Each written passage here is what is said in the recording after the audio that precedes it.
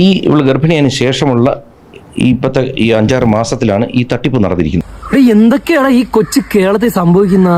ഇവരെന്താ ചെയ്യുന്ന വെച്ചാൽ ഇവിടെ വരുന്ന കസ്റ്റമർ സാധനം വാങ്ങിച്ചു കഴിയുമ്പോൾ ഒരു 1000 രൂപ എന്നിരിക്കട്ടെ, 1000 രൂപ QR കോഡ് ഞങ്ങളുടെ ഓഫീസിന്റെ വർക്ക് ചെയ്യുന്നില്ല.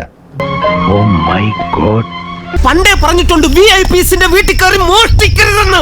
ഇവിടെ അവര് കേസിന് പോകില്ല. പല ദിവസങ്ങളും മറ്റേ QR കോഡ് മാറ്റി വെച്ചിട്ട് ഇവരിത് QR കോഡ് ഒന്ന് കാണിക്കുന്നു. അപ്പോൾ പലരും ചോദിച്ചു, ഇതിൽ വേറെ പേരാണല്ലോ വരുന്നത്. അത് പുള്ളിക്കാരിക്ക് സൂയില്ലാത്തതിന്റെ അക്കൗണ്ടിന്റെ നമ്പറാണ്. ഇത്രയും ഞാൻ ചെയ്തുകൊണ്ടിരിക്കുന്നു, ഞാൻ പൊട്ടനാ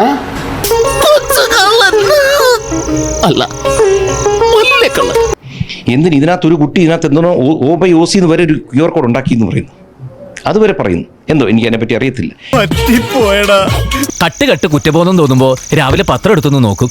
ഈ രാഷ്ട്രീയക്കാരുടെ കുംഭകോണൊക്കെ കാണുമ്പോൾ മനസ്സൊന്ന് തണുക്കും. നമുക്ക് ബാങ്ക് സ്റ്റേറ്റ്മെന്റ് കിട്ടത്തില്ല. പക്ഷെ നമ്മൾ ബാങ്ക് വഴി അന്വേഷിച്ചപ്പോഴത്തേക്ക് 34 ലക്ഷം രൂപ ഒരു കുട്ടിയുടെ അക്കൗണ്ടിൽ മാത്രം വന്നിരിക്കുന്നു. ചില്ലറ കഴപ്പൊന്നുമില്ല അവന്മാർക്ക്. മൊത്തം പരിശോധിച്ചപ്പോൾ 69 ലക്ഷം രൂപയാണ് കണക്ക് വഴി മാത്രം പോയിരിക്കുന്നത്. അതന്നത്തെ ചോരത്തിളപ്പിന് ഇപ്പൊ എന്ത് ചോര തണുത്തു പോയാ? ഇത്രയൊക്കെ എക്സ്പെർട്ട് ആവാൻ പറ്റുന്ന ഞാനും കരുതിയില്ല. GPay മാത്രം നോക്കിയപ്പോൾ ഇവരൊരു 1000 രൂപ എടുത്തിട്ടുണ്ടെങ്കിൽ ഇമ്മീഡിയറ്റ്ലി മറ്റൊരു ഷെയർ ചെയ്തിട്ടുണ്ട്. സംശയമൊന്നുമില്ലല്ലേ? എടാ നാറി, നിനക്ക് നാണമുണ്ടോ? ഈ പൈസകൾ മുഴുവൻ പോയിരിക്കുന്ന റെക്കോർഡ് GPayയുടെ ഹിസ്റ്ററി എടുത്താൽ മതിയല്ലോ. ഇനിയിപ്പോ ചേട്ടന്റെ കാര്യം പോക്കാ. പുള്ളിക്കൊരു അബദ്ധം പറ്റിപ്പോയതാ കുഞ്ഞപ്പൻ മാമ.